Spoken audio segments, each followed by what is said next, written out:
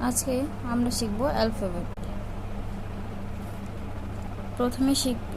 প্রথমে শিখব এ,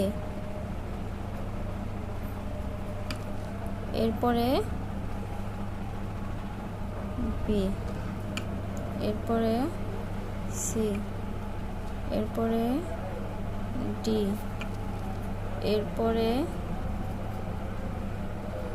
ই, এরপরে এফ, এরপরে